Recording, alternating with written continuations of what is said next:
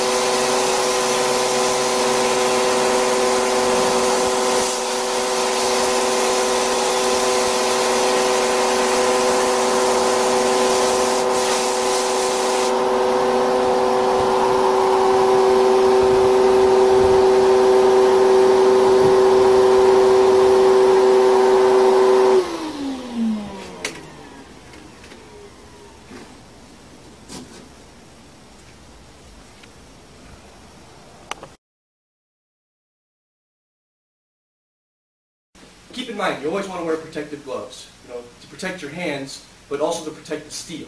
Because remember, our steel finishes are all water-based.